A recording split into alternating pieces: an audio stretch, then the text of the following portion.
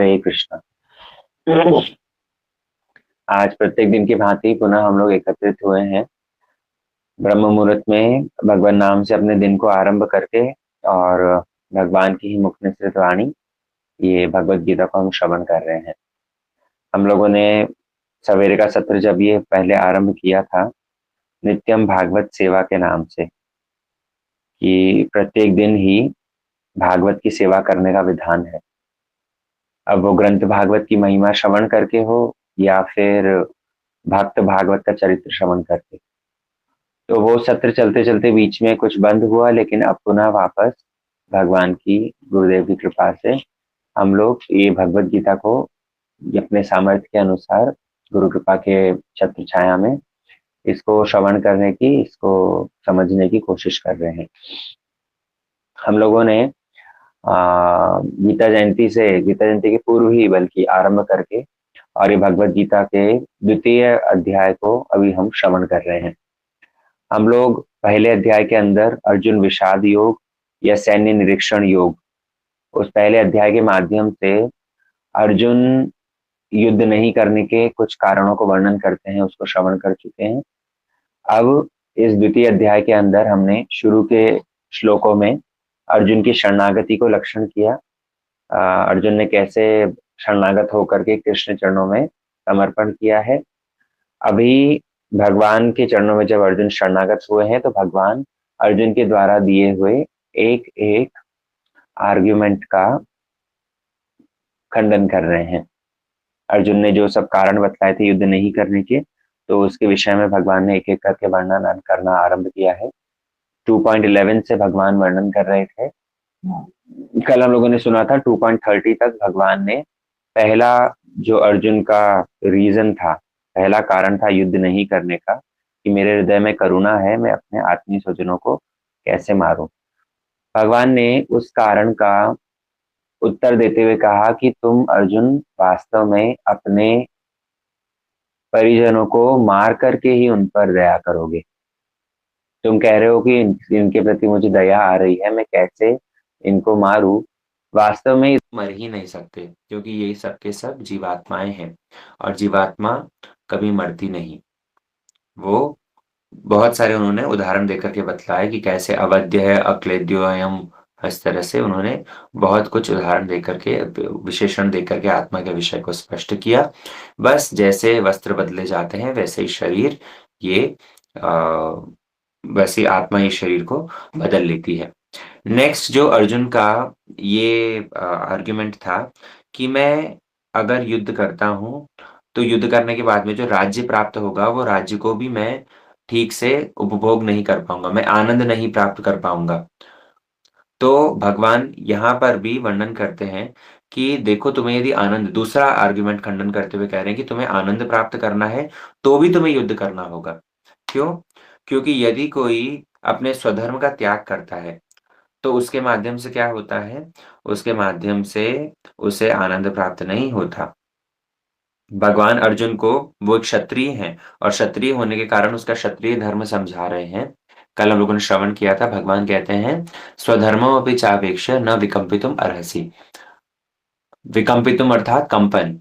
पहले के श्लोकों में हम लोगों ने सुना था, अर्जुन वर्णन कर रहे थे सीदंती मम गात्राणि मुखम च परिशुष्यति, कि मेरा शरीर कांप रहा है, मेरा मुख सूखने लगा है, मुझे रोमांच हो रहा है, मेरा गांडीव धारण नहीं कर पा रहा।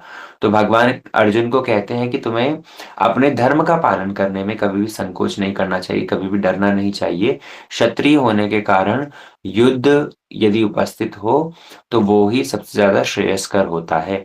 धर्म्यात् युद्धे श्रेयो अन्यत् क्षत्रियस्य न विद्यते।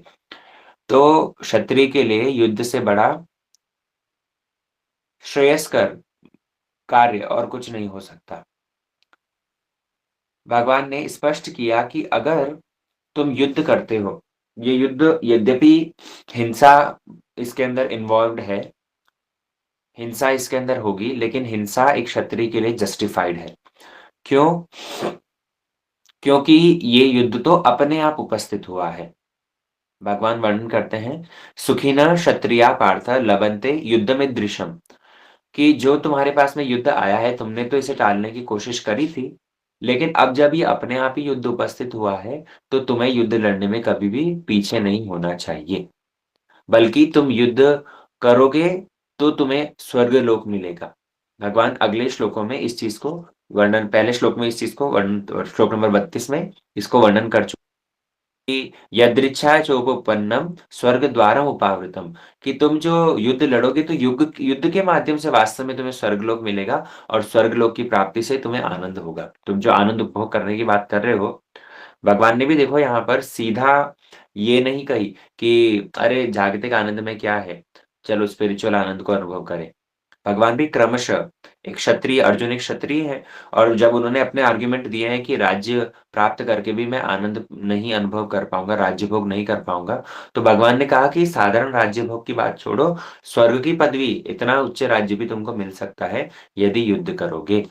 इसलिए श्लोक नंबर 33 आज हम लोग श्रवण करेंगे जिसके अंदर भगवान बतलाते हैं, अथ चैत्त्वमिमं धर्म्यं सङ्ग्रामं न करिष्यसि ततः स्वधर्मं कीर्तिं च हित्वा पापमवाप्स्यसि।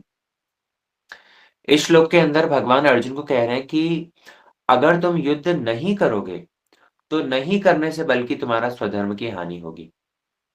भगवान ने अब तक तो बतलाया कि तुम युद्ध करो और युद्ध करने से तुमको स्वर्ग की प्राप्ति होगी, तुम आनंद में रहोगे। लेकिन अब भगवान ये कह रहे हैं कि अरे तुम युद्ध नहीं करोगे, युद्ध से पलायन कर जाओगे, तो तुमको बल्कि नर्क की प्राप्ति होगी। एक तो है चीज़ को फ़ेवर में कहना और एक है उसको उसके नेगेशन पार्ट को भी देख कर के जैसे अन्वय और व्यतिरेक। ये करने से क्या होगा और ये नहीं करने से क्या होगा? दोनों बात बतलाई जाती है। तो भगवान ने पहले के 2 श्लोकों में तो ये कहा कि तुम युद्ध करो, युद्ध करने से तुम्हें आनंद मिलेगा। क्यों? क्योंकि युद्ध करने के बाद में अगर जीत गए तो राज्य मिलेगा और एक क्षत्रिय के लिए स्वधर्म का पालन करना ही श्रेयस्कर होता है और तुम्हारे स्वर्ग के दरवाजे भी खुले के खुले पड़े हैं। और अब अगर तुम युद्ध नहीं करोगे, तो उसके माध्यम से क्या होगा संग्रामम न करिष्यसि, अगर तुम संग्राम नहीं करते हो, अतः चेत्त्वमिमं धर्म्यम, तुम अपना धर्म पहचान करके अगर संग्राम नहीं करते हो, तो उससे 3 चीज़ें होगी, भगवान ने यहाँ बतलाया, स्वधर्मं हित्वा, कीर्तिं हित्वा, पाप अवाप्स्यसि।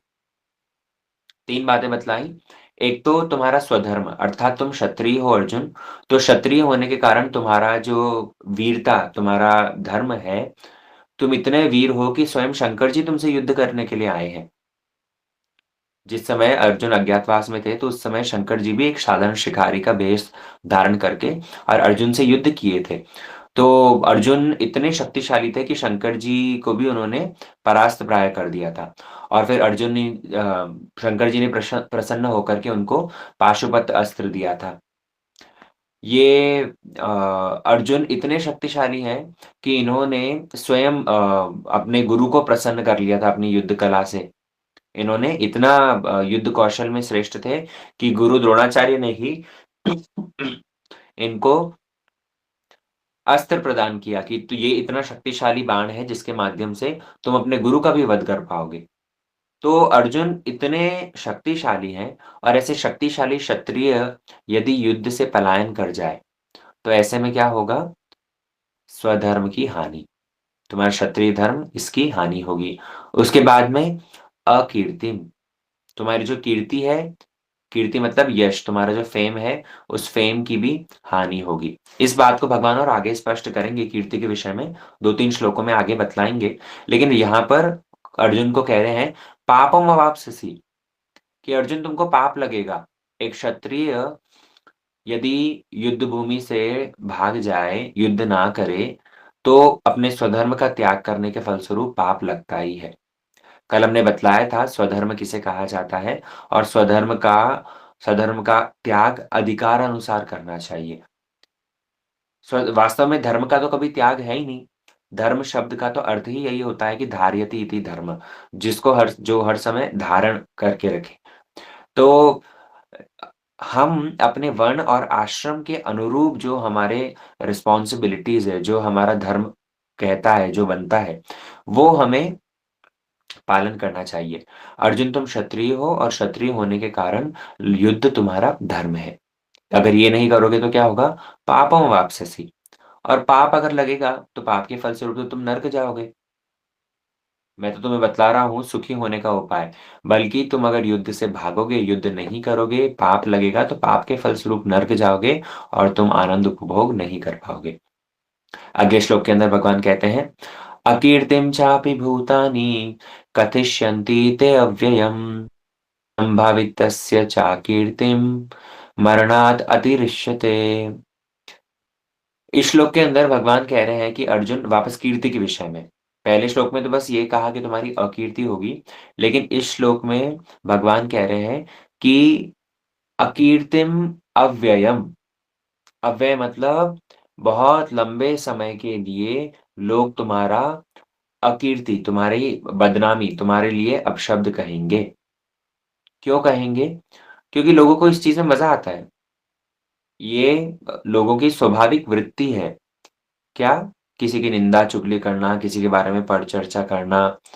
यद्यपि ये देखो, ये साधारण नेचर नहीं है, लेकिन जो लोग निकृष्ट चेतनता वाले हैं या जो लोग तमोगुणी हैं, तो ऐसे लोगों के लिए ये दूसरों की चर्चा करना, दूसरों की निंदा करना, आजकल के जगत में होता क्या है? प्राय लोग जब एक साथ में मिलते हैं, बैठते हैं, तो क्या एक-दूसरे की चर्चा ही तो करते हैं। एक-दूसरे के गुण और दोष की तो चर्चा करते हैं, और प्राय करके दोष की चर्चा ज़्यादा होती है। अगर आप कोई अच्छा काम करो, तो अच्छे काम का लोग गुणगान कब तक करेंगे? कुछ समय के लिए। लेकिन बुरा काम अगर कुछ हो, कुछ बदनामी हो, किसी का कुछ अपयश हो, तो उस अपयश का गान कब तक किया जाता है? अव्ययम्। भगवान कहते हैं, बहुत लंबे समय के लिए हे अर्जुन, लोग तुम्हारा अपयश गान करेंगे।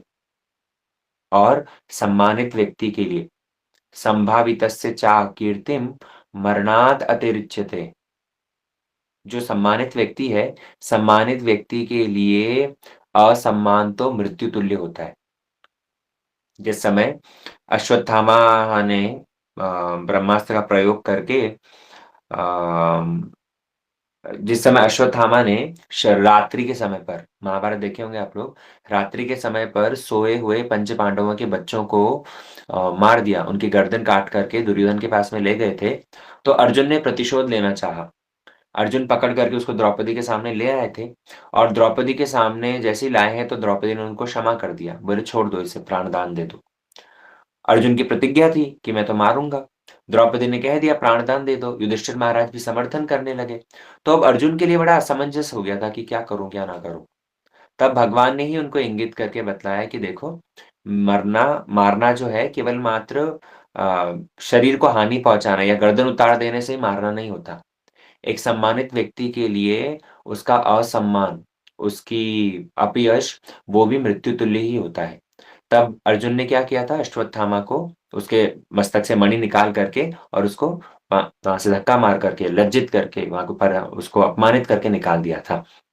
तो यहाँ पर भगवान उसी बात को स्मरण दिला रहे हैं कि तुमने खुद ने तो ऐसा आचरण किया है, सम्मानित व्यक्ति ब्राह्मण पुत्र का असम्मान किया, तो वो उसके लिए मृत्यु तुल्य ही था, तभी तो वो फिर लास्ट में उत्तरा के गर्भ पर ब्रह्मास्त्र चलाने को भी प्रस्तुत हो गया। तो तुम खुद एक क्षत्रिय हो, और युद्ध भूमि को जो तुम छोड़ कर के जा रहे हो, कोई ये नहीं देखेगा कि तुम करुणावशतः छोड़कर जा रहे हो। हम जो भी कोई कार्य करते हैं, तो कार्य करने के पीछे हमारा जो हृदय की भावना है, वो भावना लक्ष्य नहीं होती, वो लक्षित नहीं होती। लोगों को क्या दिखता है? हमारे एक्शन्स ही दिखते हैं। जैसे उदाहरण के तौर पर, अगर कोई व्यक्ति बैठ कर के बहुत खा रहा है, तो सामने देखने वाला व्यक्ति क्या सोचेगा कि अरे! कितना भूखा है, कितना लालची है। भूखा ऐज़ इन कि बहुत खाऊ है, बहुत लोभी है, भोजन का लोभी है, ऐसा ही सोचेंगे। कोई ये नहीं सोचेगा कि हो सकता है इसने सवेरे भोजन नहीं किया हो या फिर दिन में एक बार ही खाता हो। हमारे कहीं एक स्थान पर इस तरह से हुआ, एक ब्रह्मचारी थे, उनका नियम था वो एक बार ही भोजन करते थे। लेकिन अब पूरे दिन भर में 24 घंटे में एक बार ही खा रहे हैं, तो अच्छे से पूरा सजा करके और जो कुछ होता था सब तरह का भोजन लेकर के बैठते थे। नींबू, मिर्ची, 2-3 कटोरी में सब्ज़ी, रोटी, चावल, दाल सब। तो कोई आया उसी समय पर माताजी सेवा करने के लिए। देख कर के बोले इतना खाते हैं ब्रह्मचारी। हाँ, इतना बस बैठ-बैठ करके खाना है इसीलिए बोलते ब खा-खा करके फूल रहे हैं।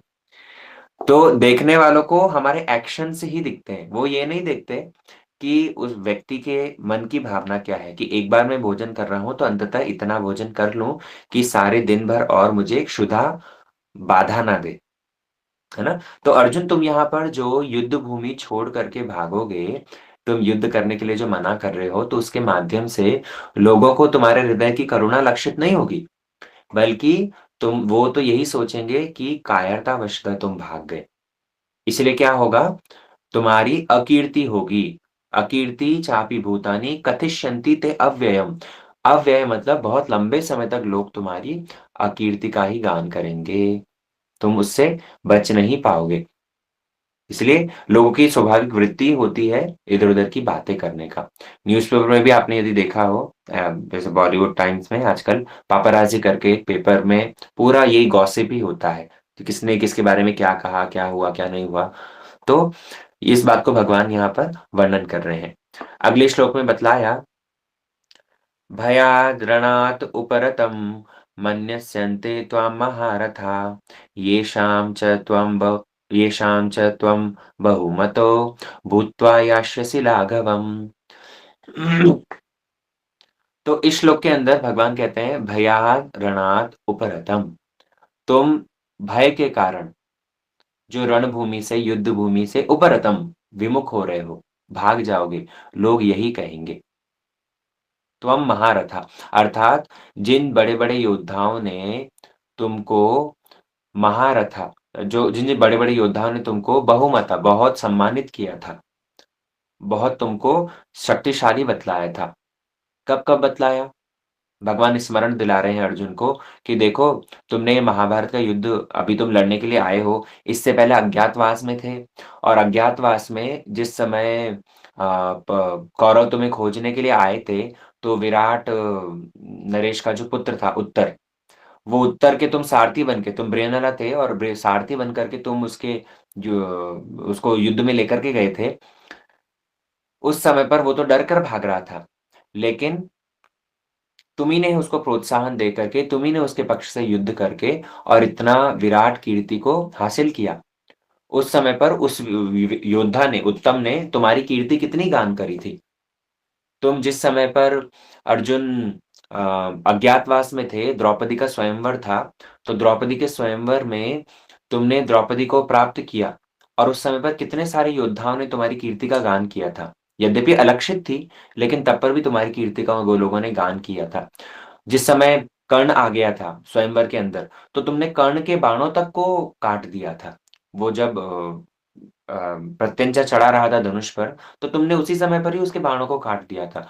तो ऐसे कर्ण जैसे महान योद्धा ने भी तुम्हारे गुरु क तुमको प्रणाम करते हुए, तुम्हारा यशगान करते हुए कहा कि मैं तुम्हें और तुम्हारे गुरुओं की विद्या को प्रणाम करता हूँ। तो ऐसे बड़े-बड़े योद्धाओं ने जिन्होंने तुम्हारा ये कीर्ति का गान किया है, अभी क्या होगा लेकिन वो ही सारे के सारे योद्धा तुम्हारा अपयश गान करेंगे। जिन-जिन महान योद्धाओं ने तुम्हारा नाम तथा यश को सम्मान दिया था, वे सब सोचेंगे कि तुम युद्ध भूमि से भाग गए। क्यों भाग गए? भयाद, भयाद रणात उपरतम। तुम भय के कारण भाग गए। कोई ये नहीं देखेगा कि तुम करुणावशतः भागे हो। है ना? इसलिए तुम यह मत सोचो कि दुर्योधन, कर्ण और अन्य सम्मानित महारथी यह सोचेंगे कि तुम अपने भाइयों और पितामह के प्रति दयावशतः उनको नहीं मारने के कारण से, उनको क्षति नहीं पहुँचाने के कारण से युद्ध भूमि को छोड़ रहे हो। सब यही सोचेंगे कायर, युद्ध भूमि को छोड़ कर के भाग गया। अगले श्लोक में भगवान वर्णन करते हैं, अवाच्य वादांश्च बहून् वदिष्यन्ति तवाहिता निन्दस्त निन्दन्तस्तव सामर्थ्यं ततो दुःखतरं नु किम्। इस श्लोक के अंदर भगवान और एक स्टेप आगे बढ़ गए। बतला रहे हैं कि देखो अर्जुन, तुम्हारे जो शत्रु हैं, तुम्हारे शत्रु तुम्हें इतने सारे कटु वचन कहेंगे, इन कटु वचनों का तुम्हारे सामने वर्णन करेंगे और तुम्हारा उपहास उड़ाएँगे। और क्योंकि तुम सम्मानित व्यक्ति हो, तो सम्मानित व्यक्ति के लिए उसका अपयश कोई उसके सामने कहे या उसका अकीर्ति गान किया जाए, तो उससे बड़ा दुःख क्या हो सकता है? तुम्हें अभी तो एक दुःख है कि तुम अपने परिवार के लोगों को मारना नहीं चाहते, तुम शोकग्रस्त हो रहे हो, लेकिन निंदन्तस्तव सामर्थ्यम ततो दुःखतरं नु किम? अरे तुम्हारे सामर्थ्य को लेकर, तुम्हारे सामर्थ्य मतलब तुम्हारी शक्ति को, तुम्हारे पौरुषत्व को लेकर के यदि लोग निंदा करेंगे, तो उससे बड़ा दुःख और क्या हो सकता है? प्रारंभ में क्योंकि भगवान ने वैसे भी अर्जुन के इस शोक को क्लेब्यम कह कर के बतलाया। आप लोग को यदि स्मरण हो, अर्जुन ने जितने सारे सब बातें कही तो भगवान ने कहने के साथ-साथ ही अर्जुन को एक करारा तमाचा, शाब्दिक तमाचा लगाया था। हमने सुना था इस विषय में, भगवान कह रहे हैं, "क्लेब्यम मास्मगम पार्थ" कि तुम्हारी ये नपुंसकता जो है इसको छोड़ो। और अब भगवान उसी चीज़ को ही स्पष्ट कर रहे हैं। भगवान कह रहे हैं कि तुम्हारी ये जो दया है, तुम्हारी ये जो अयाचित दया भाव है, ये अयाचित दया भाव को कोई लक्ष्य नहीं करेगा। बल्कि तुम्हारे जितने सारे शत्रु हैं, वो शत्रु अनेक प्रकार के कटु शब्दों से ही तुम्हारा वर्णन करेंगे। इसलिए तुम उस दुःख को सहन नहीं कर पाओगे। अभी तो एक दुःख है, वो केवल मात्र परिवार के लोगों को मारने के लिए तुमको इतना तुम विचलित हो जा रहे हो। लेकिन जब तुम्हारे ही अपने परिवार के लोग तुम्हारी अकीर्ति का गान करेंगे, तो वो बल्कि इससे भी ज़्यादा दुःख होगा। इसलिए भगवान अगले श्लोक के अंदर बतलाते हैं, "हतो वा प्याप्यसि स्वर्गं, जित्वा वा भोक्ष्यसे महिम्, तस्मात् उत्तिष्ठ कौन्तेय, युद्धाय कृतनिश्चय।" भगवान ने इसलिए अंतिम श्लोक के अंदर यहाँ पर इस श्लोक में अर्जुन को युद्ध करने के लिए उत्तिष्ठ तस्मात् उत्तिष्ठ कौन्तेय, हे कुंती पुत्र, तुम खड़े हो जाओ और खड़े होकर के युद्ध करो। क्यों? क्योंकि युद्ध करने से तुम्हारे लिए लाभ ही लाभ है। पहले हम लोगों ने सुना था, कहाँ अर्जुन भगवान को कह रहे हैं कि युद्ध करने से मुझे कुछ हासिल नहीं होगा। युद्ध करने से मुझे कुछ भी मंगल दिख नहीं रहा है। मेरे लिए ये लूज़-लूज़ सिचुएशन है। लेकिन भगवान ने यहाँ पर इसको पूर्ण रूप में पलट दिया। भगवान कहने लगे ये युद्ध तुम्हारे लिए लूज़-लूज़ नहीं बल्कि तुम्हारे लिए विन-विन सिचुएशन है। क्यों? क्योंकि हतो वा प्राप्यसि स्वर्गम।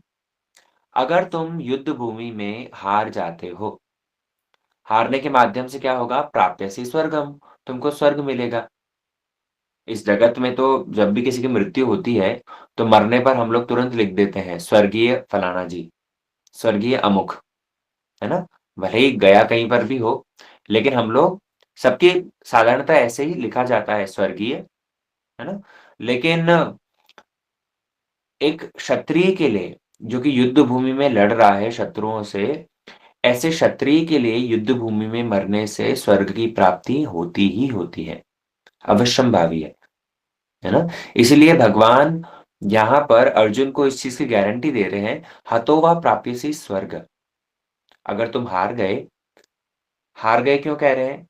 कि अर्जुन अगर तुमको अपनी यद्यपि मैं तुम्हारे साथ में हूँ, मैं तुम्हारी ओर से तुम्हारा साथ दे रहा हूँ, लेकिन तब पर भी अगर तुमको अपनी विजय पर भरोसा ना हो, क्योंकि अर्जुन किंकर्तव्य विमूढ़ हो गए ना, शोकग्रस्त हो गए। अ, उनको विषाद ने घेर लिया। तो इस कारण से यदि अर्जुन तुम्हारा मेरे ऊपर विश्वास नहीं रहा हो और तुम ये सोच रहे हो कि मैं हार जाऊँगा, तो हारने से भी तुम्हारे कोई घाटा नहीं। क्यों? क्योंकि हतो वा प्राप्यसि स्वर्गम, तुमको स्वर्गलोक प्राप्त होगा। और जित्वा, अगर जीत गए, तो जित्वा वा भोक्ष्यसे महीम्, अगर जीतोगे, तो तुम्हें विराट ये राज्य मिलेगा। तो इस राज्य को प्राप्त करके भी तुम सुखी हो पाओगे, है ना? आनंद जो तुम दूसरा बात कह रहे थे कि आनंद की प्राप्ति होगी, तो तुम्हारे लिए तो जीतने किंबा हारने, दोनों के अंदर ही किसी प्रकार का नुकसान नहीं है। तस्मात् उत्तिष्ठ कौन्तेय युद्धाय कृतनिश्चय। इसलिए भगवान ने अंत में अर्जुन को यही कन्क्लूज़न दिया कि उठो, उठ करके युद्ध करो। क्यों? क्योंकि युद्ध करवाना मेरी इच्छा है। अब यहाँ तक भगवान ने अगले श्लोक के अंदर भी भगवान बतलाएँगे कि कैसे दुःख-सुख और इन सब में लाभ, अलाभ, जय, पराजय इन सब में तुमको सम हो जाना चाहिए। तो उन श्लोकों का आगे भगवान वर्णन करेंगे। ये अब तक क्या हुआ भगवान ने अर्जुन का जो दूसरा आर्गुमेंट था उसका उत्तर देते हुए एक एस्पेक्ट बतलाया कि तुम्हें कैसे इसको कहा गया है कर्मकांड। कर्मकांड मतलब कि कार्मिक रिएक्शंस जो होते हैं, तुम यदि एक कर्म करोगे तो इसका ये फल प्राप्त होगा, तुम ये कर्म करोगे तो इसका ये फल प्राप्त होगा। लेकिन भगवान अभी इसके बाद से और एक लेवल आगे बढ़ रहे हैं और एक स्टेप आगे बढ़ रहे हैं। आप लोग भी अपने दिमाग के घोड़े बहुत ज़ोर-ज़ोर से दौड़ाना आरंभ कीजिए और बहुत ध्यान से समझिए। यहाँ पर भगवान अब और एक लेवल आगे बढ़ते हुए अब तक तो उन्होंने कर्म के विषय में बतलाया। अब यहाँ पर बतलाएँगे कर्म योग। अर्थात कैसे अर्जुन तुम कुछ भी क्रियाएँ यदि करोगे, तो उस क्रियाओं के फलस्वरूप तुम्हें उसका दुष्परिणाम प्राप्त नहीं होगा।